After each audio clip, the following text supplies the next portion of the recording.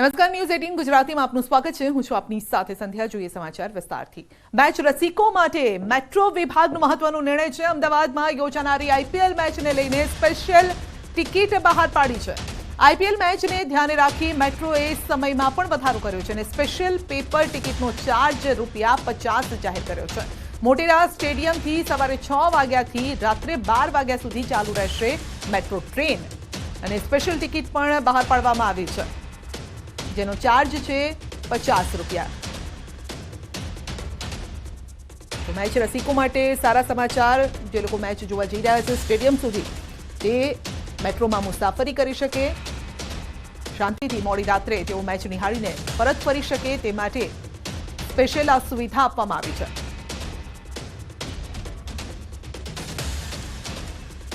રાજકોટમાં આમ આદમી પાર્ટીના કાર્યકરોનો વિરોધ। દિલ્હીમાં અરવિંદ કેજરીવાલની ઈડી દ્વારા ધરપકડ કરાતા કાર્યકરોએ તેનો વિરોધ નોંધાવ્યો છે। રાજકોટમાં આમ આદમી પાર્ટીના કાર્યકર્તાઓએ દેખાવો કરી સૂત્રોચ્ચાર કર્યા। શહેર પોલીસે તમામની અટકાયત કરી।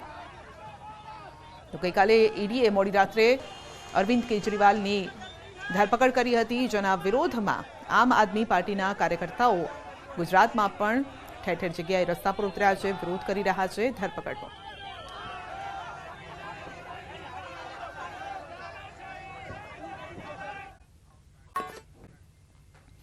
ખંભાળિયા હાઈવે પર વહેલી સવારે ગમખ્વાર અકસ્માત સર્જાયો હતો। દ્વારકા જતા પદયાત્રીઓની સેવા કરવા જતા લોકોનો હાઈવે પર અકસ્માત થયો। બોલેરોમાં બેસીને જતા ચાલકે સ્ટીયરિંગ પરથી કાબુ ગુમાવતા અકસ્માતની ઘટના બની છે। અકસ્માતમાં 8 લોકો ગંભીર રીતે ઇજાગ્રસ્ત થયા છે અને તમામ ઇજાગ્રસ્તોને સારવાર અર્થે જનરલ હોસ્પિટલ ખસેડવામાં આવ્યા છે।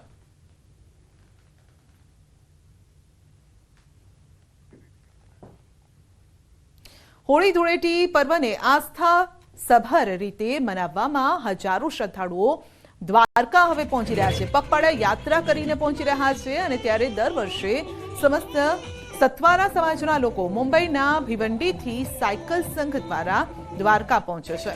તો અપાર શ્રદ્ધા ધરાવતા સતવારા સમાજના લોકો મુંબઈથી સાયકલ યાત્રા કરીને પહોંચ્યા છે દ્વારકા।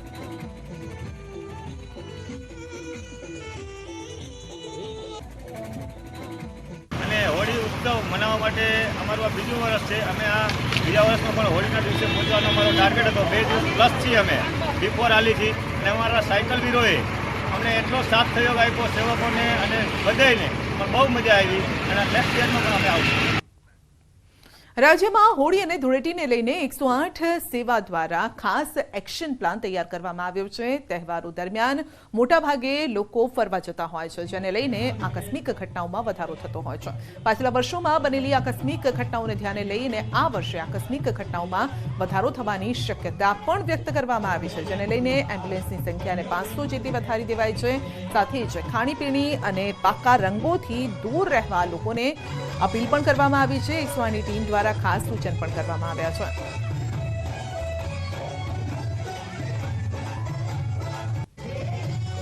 કે પાકા રંગોથી હોળી ન રમવી જોઈએ। આ ઉપરાંત ફુગ્ગામાં કલર નાખીને સરપ્રાઈઝ કોઈને અચાનક રંગ છાંટવાની જે ક્રિયા છે, એમાં પણ ઘણી બધી ઇન્જરીઝ નાજુક ભાગો ઉપર, ચહેરા ઉપર વગેરે થતી અમને જોવા મળે છે। અને આ ઉપરાંત નાના બાળકોને ખાસ હોળી દરમિયાન ખાનપાનની સાથે સાથે હોળી રમતી વખતે પણ ભીના ફર્શ પર પોતે સ્લીપ થઈને ફોલડાઉનના કેસીસ, ફ્રેક્ચરના કેસીસ વગેરે પણ અમને ડોમેસ્ટિક ટ્રોમામાં જોવા મળે છે। તો આ બાબતે ખાસ તકેદારી રાખીએ અને આ તકેદારી રાખવા છતાં પણ જો કોઈ અઘટિત ઘટના બને તો વિના વિલંબે 108 ઇમરજન્સી નંબરનો કોન્ટેક્ટ કરીએ, જેથી ઝડપથી આપણે કોઈને મદદ પહોંચાડી શકીએ। ફાગણી પૂનમને લઈ અમદાવાદથી ડાકોર તરફ પદયાત્રિકોનો ધસારો વધી રહ્યો છે અને ત્યારે ડાકોર જતા રસ્તાઓ પર ઠેર ઠેર સેવા કેમ્પ લાગી ગયા છે। અમદાવાદના ઘોડાસર વિસ્તારના જય અંબે મિત્ર મંડળે પદયાત્રિકો માટે ભોજન કેમ્પ લગાવ્યો છે। 40 લોકોનું આ ગ્રુપ 300 કિલો ભજીયા, 200 કિલો ખીચું બનાવીને આપી રહ્યું છે સેવા। 4 દિવસ આપશે આ કેમ્પમાં પદયાત્રિકોને સેવા આપવામાં આવશે। પદયાત્રીઓ જ્યારે નીકળે અને ડાકોર જવા માટે વિશેષ તેમની સેવા હોય ત્યારે સેવા કેમ્પની પણ વિશેષ પ્રકારે સેવા હોતી હોય છે। ઘોડાસર વિસ્તારમાં આવેલું જય અંબે મિત્ર મંડળ ગ્રુપ તેના દ્વારા વિશેષ પ્રકારે ડાકોરના માર્ગ ઉપર સેવા આપવામાં આવે છે. વર્ષોથી માત્ર ભજીયા બનાવીને તમામ લોકો છે તેમનું પેટ ઠારે છે. પદયાત્રીઓ જ્યારે જ્યારે ભૂખ્યા થાય અને સવારનો નાસ્તો બનાવવાનો હોય તો તેમને ગરમ ગરમ ભજીયા મળી રહે તે માટે જેવી રીતે તમામ બહેનો છે તે પણ જોડાઈ જાય છે અને પુરુષો છે તે પણ જોડાઈ જાય છે. બહેનો સાથે વાતચીત કરવાનો પ્રયત્ન કરીશું. બેન, શું નામ છે તમારું અને કેટલા વર્ષથી સેવા આપો છો? હું 24 વર્ષથી સેવા આપું છું હીરાપુરમાં અને ભજીયાનો પ્રોગ્રામ 24 વર્ષથી કરીએ છીએ અને ખીચું પણ 24 વર્ષથી બનાવીએ છીએ અમે. અચ્છા, 24 વર્ષથી અને સતત ભજીયા સવારે કેટલા ટાઈમ આપવાના? આખો દિવસ ભજીયા આપીએ છીએ અને આખો દિવસ ખીચું. કેટલા દિવસ સુધી તમે આ સેવા આપો છો? અમે 4 દિવસ સેવા આપીએ છીએ. અચ્છા, આજે પહેલો દિવસ છે? ના, આજે ત્રીજો દિવસ છે. ત્રીજો દિવસ છે તો 4 દિવસ સુધી સતત સેવા આપશો? હા. અચ્છા, વપરાશ કેટલો થાય છે? વસ્તુઓ કેવી રીતે વાપરો છો? મિનિમમ વપરાશ તો 200 થી 300 કિલો લોટ વપરાય છે અને ખીચાનો લોટ વપરાય છે એ એટલો જ વપરાય છે. અચ્છા, અને કેટલા સેવા માટે સેવાથીઓ ખાસ કરીને પદયાત્રીઓ કેટલા જમીને જાય છે? હવે એ તો બેન નક્કી જ ના કહેવાય કેટલા જાય છે દિવસના. રાતના મોડે સુધી ચાલે? હા, 1 વાગ્યા સુધી. 1 વાગ્યા? હા, રાતના 1 વાગ્યા સુધી અહીં ગરમ ગરમ ભજીયા મળી રહે પદયાત્રીઓને અને ખીચું મળી રહે તે માટે સેવા કેમ્પ છે તે ધમધમી રહ્યા છે. ડાકોર જતા માર્ગ ઉપર આવા અનેક સેવા કેમ્પ તમને જોવા મળશે, પરંતુ સેવા કેમ્પમાં પણ જે લોકો છે તે વિશેષ પ્રકારે સેવા આપે છે અને તે પ્રકારે પદયાત્રીઓનું પેટ ઠારે તે રીતે પોતાની જે શ્રદ્ધા છે ડાકોરજી પ્રત્યે, ડાકોરના ઠાકોર પ્રત્યે તે અદા કરે છે. કેમેરા પર્સન હિરેન શાહ સાથે દીપિકા કુમાર, ન્યૂઝ 18 ગુજરાતી, અમદાવાદ. સુરત એસટી વિભાગનો મહત્વનો નિર્ણય છે. હોળી ધૂળેટીના તહેવાર નિમિત્તે એસટી વિભાગ દ્વારા એક્સ્ટ્રા 500 થી વધારે બસ દોડાવાશે. તહેવારને ધ્યાને લઈ વતન જતા શ્રમિકો માટે બસોની સુવિધામાં વધારો કરાયો છે. સુરતથી પંચમહાલ, દાહોદ, ઝાલોદ, ગોધરા તરફ જતા શ્રમિકો માટે આ વધારાની બસો મૂકવામાં આવી છે. 2 દિવસમાં 160 થી વધુ બસો રવાના પણ થઈ ચૂકી છે. હોળી ધૂળેટી નિમિત્તે એક્સ્ટ્રા બસોનું આયોજન કરેલું છે. તેમાં ટોટલ 550 બસનું આયોજન કરેલું હતું. તેમાં તારીખ 20ના રોજ 80 એક્સ્ટ્રા બસો કરી છે. હાલમાં 21 તારીખ આજે 60 બસો એક્સ્ટ્રા થઈ ગઈ છે અને હજુ અવિરતપણે જે પબ્લિક આવે છે, પેસેન્જર આવે છે, તેના માટે અમે એક્સ્ટ્રા બસોનું આયોજન કરેલું છે. 26મી માર્ચ સુધી 6 જિલ્લા સાવધાન રહેજો. ગુજરાતમાં 6 જિલ્લામાં હીટવેવની આગાહી છે.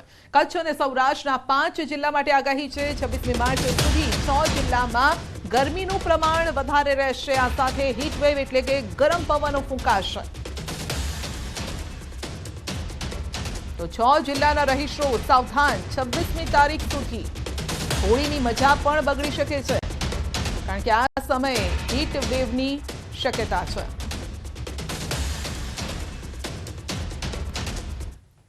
તો હીટવેવની આગાહી છે.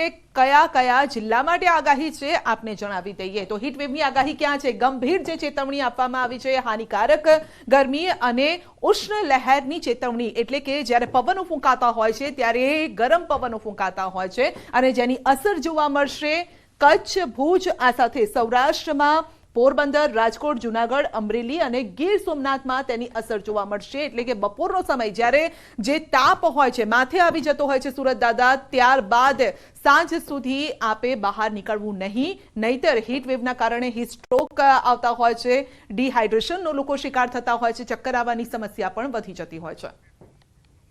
તો આ અંગે વધુ અપડેટ મેળવીશું સંવાદદાતા વિભુ પાસેથી. જી વિભુ, ઉનાળાની શરૂઆતની સાથે હીટવેવની આ જે આગાહી કરવામાં આવી છે, શું સાવચેતી રાખવી પડશે? કયા જિલ્લાઓએ સાવચેત રહેવાની ખાસ જરૂર છે?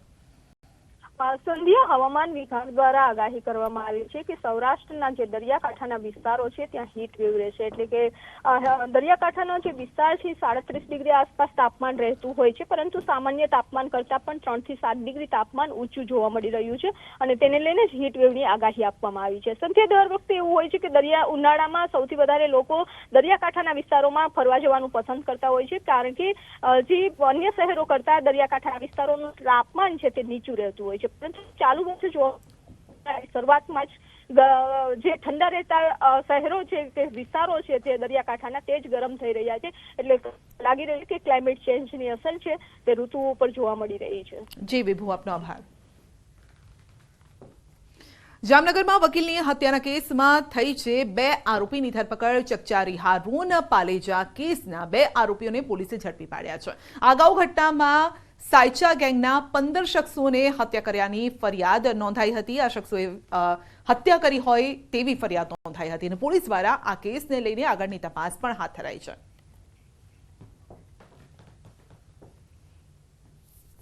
સિટી દ્વારા અલગ અલગ આરોપીઓની શોધખોળ તેમજ તજવીજ કરવામાં આવેલી હતી, જે તપાસના અનુસંધાને ગઈકાલે અને પરમ દિવસે એમ કુલ 2 આરોપીની અટક કરવામાં આવેલા છે. આ બંને આરોપીને રિમાન્ડની તજવીજ ચાલુ છે અને બાકીના આરોપીઓ શોધખોળ કરવા માટે આગળની તપાસ ચાલુ છે. ઉનામાં કાજલ હિન્દુસ્તાનીએ આપેલા ભડકાઉ ભાષણ મામલે પાટીદાર સમાજમાં રોષ છે. પાટીદાર સમાજની દીકરીઓને લઈ કાજલ હિન્દુસ્તાનીએ આપેલા નિવેદનને લઈ સમગ્ર પાટીદાર સમાજના લોકો રોષે ભરાયા છે. જામનગર પાટીદાર સમાજ દ્વારા આજે એસપી ઓફિસે રજૂઆત કરી. આ સાથે જ સમાજના કોઈ પણ કાર્યક્રમમાં કાજલ હિન્દુસ્તાનીને ન બોલાવવાની ચીમકી આપી છે. આજરોજ જામનગર પટેલ સમાજ દ્વારા થોડા દિવસ પહેલાં કાજલ હિન્દુસ્તાની કરીને કોઈ બેન છે જે પટેલની દીકરીઓ વિરુદ્ધ બહુ ના શોભે એવા શબ્દો બોલ્યા, જે તદ્દન ખોટા છે. રોજ અમે જામનગર એસપી સાહેબને આવેદનપત્ર આપ્યું છે અને આની ઉપર એફઆઈઆર થાય, કાયદેસરની જે કાયદાકીય પગલાં લેવામાં આવે અને આજ પછી આવું ક્યારેય ના થાય તેની તકેદારી રાખે. કરજણ તાલુકામાં જમીન સંપાદન મુદ્દે ઓછું વળતર મળતા ખેડૂતોની નારાજગી યથાવત છે. કણભા ગામ બાદ અન્ય ગામોના ખેડૂતોએ નારાજગી દર્શાવી ચૂંટણી બહિષ્કારની ચીમકી ઉચ્ચારી છે. કણભા ગામ સહિત હાંદોડ, બોડકા, માંગરોલ, સુરવાડા ગામમાં ચૂંટણી બહિષ્કારના બેનર લગાવવામાં આવ્યા છે.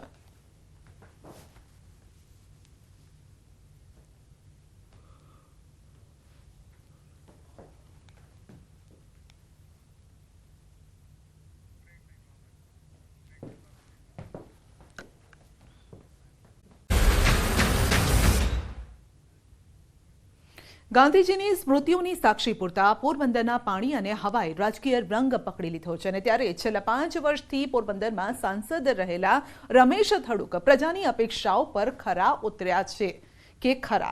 5 વર્ષમાં પોરબંદર લોકસભાનો વિકાસ થયો છે? શું છે જનતાનો મિજાજ? તમામ સવાલના જવાબ જાણીશું અમારી વિશેષ રજૂઆત સંસદના સરવૈયામાં.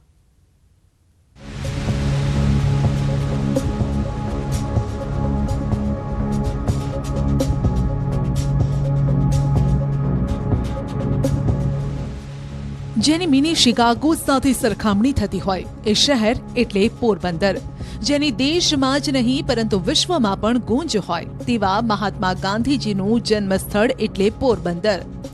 રાણો પાણો અને ભાણોની જ્યાં કહેવત પ્રચલિત હોય તે શહેર અરબ સાગરથી ઘેરાયેલું છે. દરિયાકાંઠે વસેલા શહેરમાં રાજકારણ પણ દરિયાના મોજાની જેમ કરંટવાળું છે.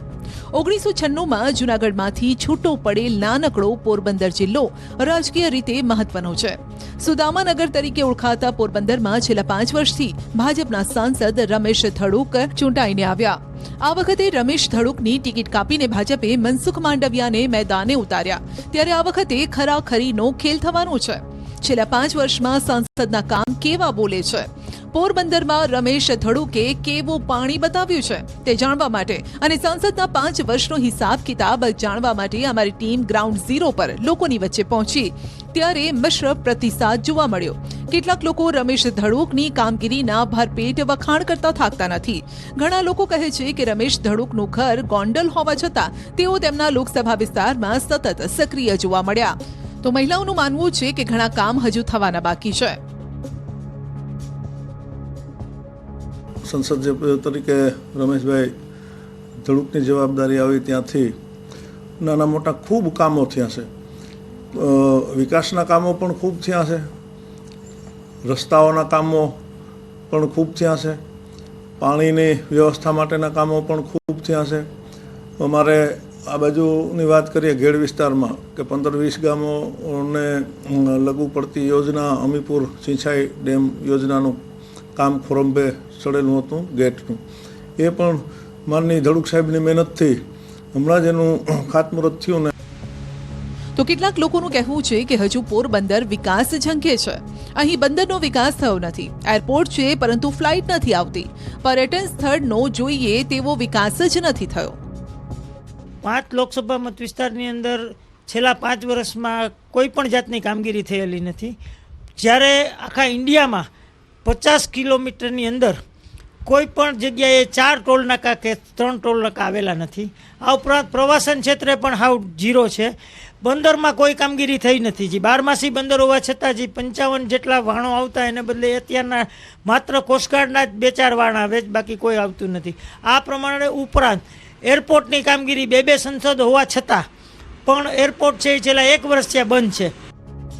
પોરબંદરમાં સૌથી મોટો પ્રશ્ન મોટા ઉદ્યોગો બંધ છે તેનો છે. માટે યુવાનોમાં બેરોજગારીનું પ્રમાણ પણ છે. ધારાસભ્ય અને સાંસદની ઉદાસીનતા જોવા મળે છે. માછીમારોનું જીવન પણ ઈશ્વર ભરોસે છે. પોરબંદરનો મોટો પ્રશ્ન છે કે દરિયામાં જેતપુરનું ગંદુ પાણી ઠલવાય છે. તેનો કોઈ નિકાલ પણ નથી આવ્યો. માત્ર ખાતરી અને આશ્વાસન મળે છે. પોરબંદરનું બંદર વિકસિત બંદર છે. વર્ષો પહેલા 150 થી 250 ટનના મોટા જહાજો પોરબંદરમાં આવતા, જે તામિલનાડુ, શ્રીલંકા, આફ્રિકા સુધી જતા. સરકારનું કોઈ પ્રોત્સાહન નથી. આથી વહાણવટું પહેલા જેવું નથી. પોરબંદરનું બંદર પડી ભાંગ્યું છે.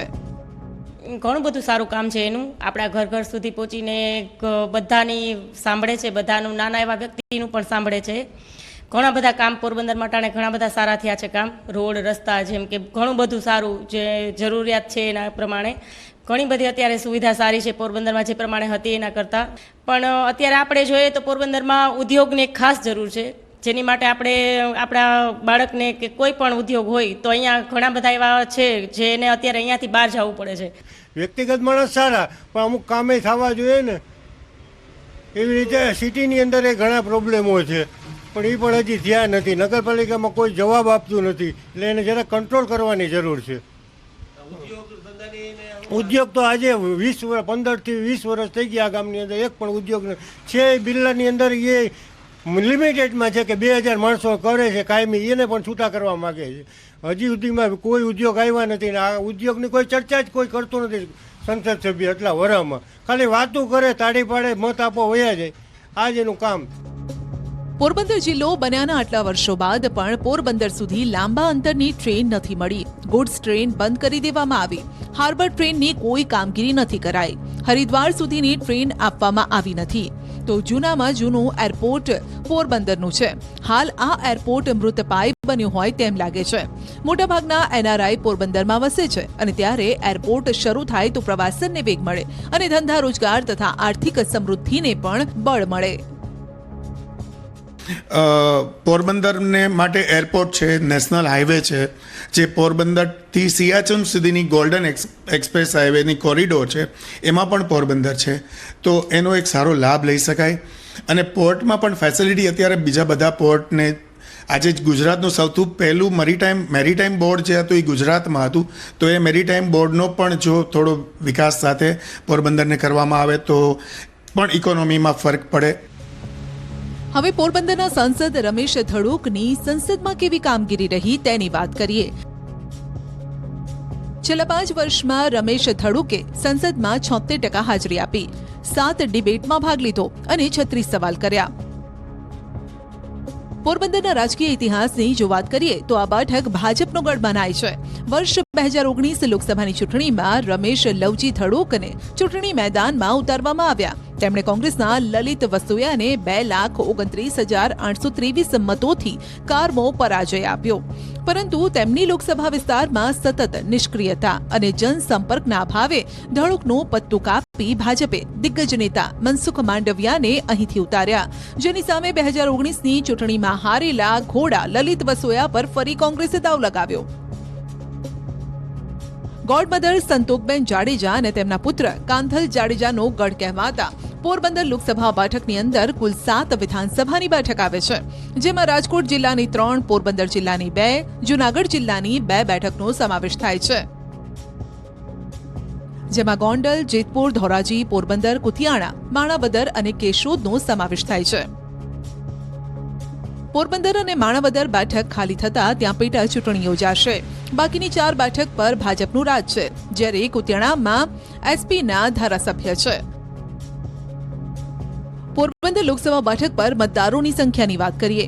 કુલ મતદારોની સંખ્યા 17,62,602 છે. 9,09,529 પુરુષ મતદારો અને 8,53,050 મતદારો મહિલા છે.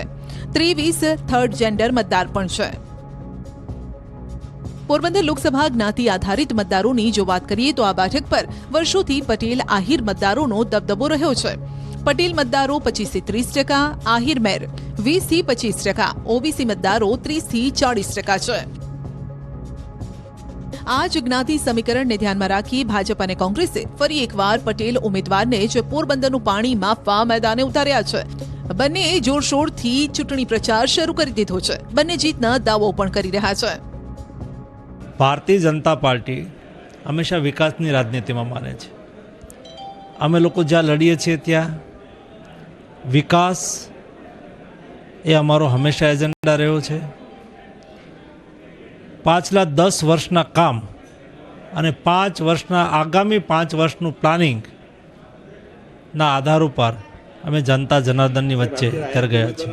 પોરબંદર લોકસભાની બેઠક ઉપર હું તાકાતથી લડવાનો છું.